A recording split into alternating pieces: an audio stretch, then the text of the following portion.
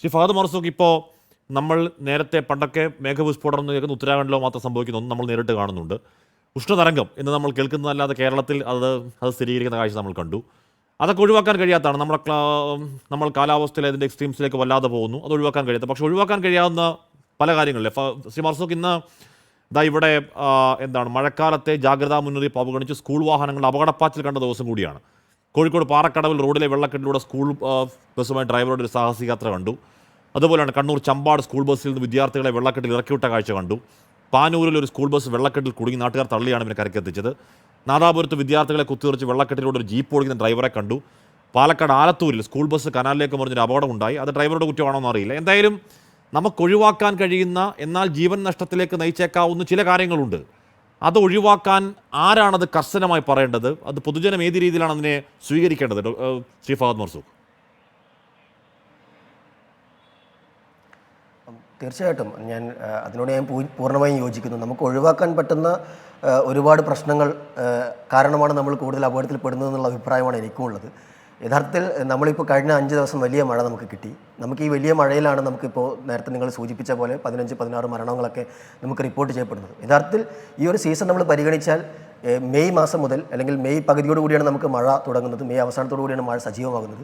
ഇന്ന് വരെയുള്ള കണക്ക് പ്രകാരം ഔദ്യോഗികമായി തന്നെ 58 മരണങ്ങൾ നമുക്കുണ്ടായിട്ടുണ്ട്. ഈ മരണങ്ങളെല്ലാം എങ്ങനെയാണ് സംഭവിച്ചതെന്ന് നമ്മൾ അന്വേഷിച്ച് കഴിഞ്ഞാൽ, ഇപ്പോൾ നോക്കൂ, ഈ 4-5 ദിവസം നമുക്ക് കൃത്യമായി അറിയാം എങ്ങനെയാണ് മഴ പെയ്തുകൊണ്ടിരിക്കുന്നത്, കാറ്റടിച്ചുകൊണ്ടിരിക്കുന്നത്. നമുക്ക് ഈ ഒരു സീസണിൽ കാര്യമായി അങ്ങനെ വലിയ മഴയുണ്ടാകുന്ന സാഹചര്യങ്ങളായിരുന്നില്ല. പക്ഷേ പലപ്പോഴും ആളുകൾ അപകടത്തിലേക്ക് എടുത്തു ചാടുന്ന സാഹചര്യമുണ്ട്. ഒരുപാട് ആളുകൾ മരണപ്പെട്ടിട്ടുള്ളത് മുന്നറിയിപ്പുകൾ അവഗണിച്ചുകൊണ്ട് ജലാശയങ്ങളിൽ ഇറങ്ങുക, ഇത്തരത്തിലുള്ള പല ആക്ടിവിറ്റീസിലും ഏർപ്പെടുക. അങ്ങനെ ഏതെങ്കിലും ഒരു പാലത്തിന് മുകളിലൂടെ വെള്ളം ഒഴുകി പോകുന്നുണ്ടെന്ന് കണ്ടാൽ അത്, അല്ലെങ്കിൽ കേട്ടാൽ അത് ചിത്രീകരിക്കാൻ വേണ്ടി നമ്മൾ അങ്ങോട്ട് പോയി നിൽക്കുക. അങ്ങനെ നമ്മളായിട്ട് അപകടത്തിൽപ്പെടുന്ന ഒരുപാട് സിറ്റുവേഷൻസ് ഉണ്ടാകും. നമ്മുടെ സിവിക് സെൻസിൻ്റെ ഒരു പ്രശ്നമുണ്ട്. നമ്മളൊരു ഒരു പൗരൻ എന്ന നിലയ്ക്ക് നമുക്കൊരു ഉത്തരവാദിത്വ ബോധമില്ലായ്മയുടെ ഒരു പ്രശ്നം നമുക്കുണ്ട്. ഈ ഉത്തരവാദിത്വ ബോധം എന്ന് പറയുന്നത് നമ്മുടെ കാര്യം മാത്രമല്ല, നമ്മൾ ഉത്തരവാദിത്വത്തോടു കൂടി ഇടപെടേണ്ടുന്ന എല്ലാ മേഖലയിലും. ഇപ്പോൾ സ്കൂൾ ബസ്സിലെ ഡ്രൈവർമാർ ഇപ്പോൾ ചെയ്തുകൊണ്ടിരിക്കുന്നത്, നിങ്ങളുടെ റിപ്പോർട്ടുകൾ ശരിയാണെങ്കിൽ അത് യഥാർത്ഥത്തിൽ എന്താണ് സംഭവിക്കുന്നത്? അവരവരുടെ ഒരു സാഹസികത കാണിക്കുകയാണ്. വെള്ളക്കെട്ടുള്ളിടത്തേക്ക് വീണ്ടും യാത്ര ചെയ്യാൻ അതോടൊപ്പം ഇതിപ്പോൾ കണ്ണൂർ ഇന്ന് രാവിലെ മുതൽ പെരുമഴയാണ്. അവിടുത്തെ സ്കൂളിൽ ഇന്ന് അവധി കൊടുത്തിട്ടില്ല.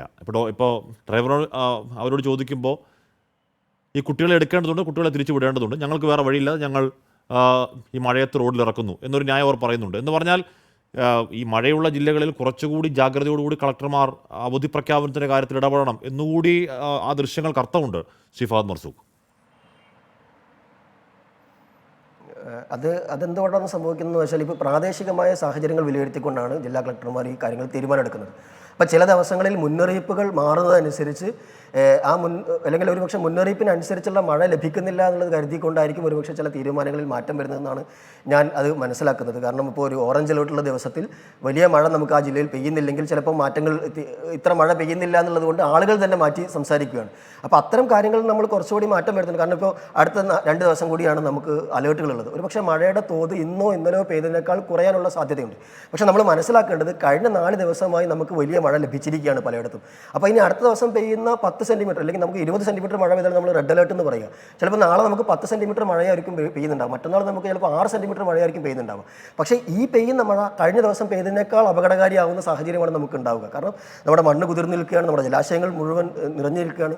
മാത്രമല്ല നമ്മുടെ അതിർത്തി സംസ്ഥാനങ്ങളിൽ പെയ്യുന്ന മഴ കൂടി നമ്മൾ പല കാര്യങ്ങളും തീരുമാനമെടുക്കുമ്പോൾ ശ്രദ്ധിക്കേണ്ടിയിരിക്കുന്നു. നമ്മളത് മോണിറ്റർ ചെയ്യാൻ ശ്രമിക്കുന്നുണ്ട്. നമുക്ക് ലഭ്യമാകുന്ന എല്ലാ ആശ്വാസങ്ങളും വരും കിട്ടുന്നുണ്ട്. നീലഗിരി അഗുബ മേഖലയിലൊക്കെ പെയ്ത മഴയ്ക്ക് കയ്യും കണക്കില്ല. പിന്നെ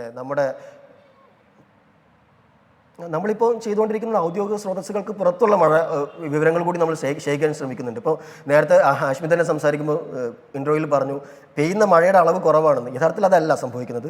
നമ്മൾക്ക് സ്ഥിരമായി മഴ ലഭിക്കുന്ന, അല്ലെങ്കിൽ നമ്മുടെ അളവ് മാപിനികളുള്ള സ്ഥലങ്ങളിൽ ചിലപ്പോൾ നമുക്ക് മഴ കുറവായിരിക്കും ലഭിക്കുന്നത്.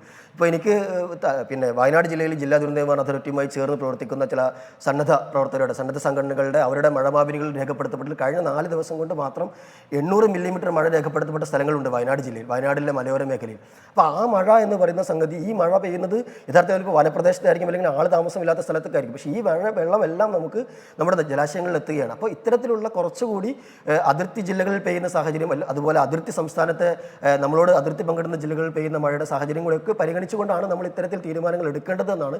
അത്തരം കാര്യങ്ങൾ തന്നെയാണ് നമ്മളിപ്പോൾ പോയിക്കൊണ്ടിരിക്കുന്നത്. അപ്പോൾ ഇത് എൻഫോഴ്സ് ചെയ്യാൻ ഇപ്പോൾ തീരുമാനിച്ചാൽ പോലും ചിലപ്പോൾ എൻഫോഴ്സ് ചെയ്യണമെങ്കിൽ എല്ലാവരുടെയും സഹകരണം നമുക്ക് ആവശ്യമായിരിക്കും. ഇപ്പോൾ നമ്മളെല്ലാ സ്ഥലങ്ങളും പിന്നെ ഒരുപക്ഷെ സ്കൂൾ അടച്ചിട്ടില്ല, ഇപ്പോൾ നാളെ ഇപ്പോൾ പ്രധാന അധ്യാപകരുടെ താല്പര്യത്തോടു കൂടി അല്ലെങ്കിൽ അവരുടെ തീരുമാനം എടുക്കാൻ നമ്മൾ പറഞ്ഞൊന്നും കരുതുക. അപ്പോൾ ആ സ്കൂളിലേക്ക് ഇത്തരത്തിലൊരു അപകട സാധ്യതയുള്ള സ്ഥലത്തേക്കാണ് നമ്മൾ യാത്ര ചെയ്യേണ്ടതെങ്കിൽ നമ്മൾ തീർച്ചയായിട്ടും മാറി നിൽക്കണം. ഇപ്പം ബസ് ഡ്രൈവർ പിന്നെ അവരുടെ വാഹനത്തിനും അപകടം ഉണ്ടാവുകയാണല്ലോ. അവരുടെ കൂടെ അവർ കൊണ്ടുപോകുന്ന 10, 20, 30 വിദ്യാർത്ഥികളുടെ അല്ലെങ്കിൽ ചെറിയ കുട്ടികളുടെ ഉത്തരവാദിത്തം അവരുടെ മേലുണ്ട്. അപ്പോൾ അവിടെ നമ്മൾ നമ്മുടെ ഡ്യൂട്ടി നിർവഹിക്കാതിൻ്റെ അപ്പുറത്തേക്ക് ഇത് ബസ് ഡ്രൈവറുടെ കാര്യം മാത്രമല്ല, നമ്മുടെ എല്ലാ സംവിധാനങ്ങളുടെയും, സർക്കാരിൻ്റെയോ പൊതുജനങ്ങളുടെ ഭാഗമായിട്ടുള്ള ഏത് തരത്തിലുള്ള സംവിധാനങ്ങളും ആ ഉത്തരവാദിത്വബോധം നമ്മൾ കാണിക്കണം. ആ ഉത്തരവാദിത്വബോധത്തോടൊപ്പം സർക്കാരിൻ്റെ സംവിധാനങ്ങൾ നിൽക്കുകയും ചെയ്യും. അപ്പോൾ അങ്ങനെ കാണിക്കാൻ ആ ഒരു ധാരണയും ഒരു തീരുമാനങ്ങൾ എടുക്കാനും നമ്മൾ തയ്യാറാവുക എന്നുള്ളതാണ്. തീർച്ചയായിട്ടും നേരത്തെ നിങ്ങൾ സൂചിപ്പിച്ച പോലെയുള്ള തീരുമാനങ്ങൾ എടുക്കുന്നതിൽ, സർക്കാരിൻ്റെ സംവിധാനങ്ങളുടെ ഭാഗമായിട്ടുള്ള തീരുമാനങ്ങൾ എടുക്കുന്നതിൽ ഈ ഞാൻ നേരത്തെ സൂചിപ്പിച്ച ഘടകങ്ങൾ കൂടി പരിഗണിച്ചുകൊണ്ടുള്ള തീരുമാനങ്ങളിലേക്ക് മാറും. ചിലയിടങ്ങളിൽ ഈ പ്രാദേശികമായിട്ടുള്ള സാഹചര്യങ്ങൾ വ്യത്യസ്തമായതുകൊണ്ടാണ് കൊടുക്കാതിരിക്കുന്നത്. ചില പ്രധാനപ്പെട്ട പരീക്ഷകളും മറ്റുമൊക്കെ നടക്കുന്നുണ്ട്. ശരിയാണ്. പക്ഷേ അതിനേക്കാളൊക്കെ പ്രധാനം ഈ പറഞ്ഞ സുരക്ഷാ കാരണങ്ങളുണ്ട്. ഇപ്പോൾ അതിലിപ്പോൾ വരുന്നൊരു നല്ല തീരുമാനം, സ്കൂൾ അവധി പ്രധാനാധ്യാപകർക്ക് തീരുമാനിക്കാമെന്ന് കോഴിക്കോട് ജില്ലാ കളക്ടറുടെ തീരുമാനം വരുന്നു. ജില്ലയിൽ മഴ ശക്തമായി തുടരുന്ന സാഹചര്യത്തിൽ അതത് പ്രദേശങ്ങളിലെ സാഹചര്യങ്ങൾ പരിഗണിച്ച് സ്കൂളുകൾക്ക് അവധി നൽകുന്ന കാര്യത്തിൽ പ്രധാനാധ്യാപകർക്കും പ്രിൻസിപ്പൽമാർക്കും ബന്ധപ്പെട്ട വിദ്യാഭ്യാസ ഓഫീസറുമായി ആലോചിച്ച് തീരുമാനമെടുക്കാം എന്നാണ് ജില്ലാ കളക്ടർ സ്നേഹിൽ കുമാർ സിംഗ് അറിയിക്കുന്നത്. അതൊരു നല്ല മാതൃകയാണ് എന്ന് തോന്നുകയുമാണ്.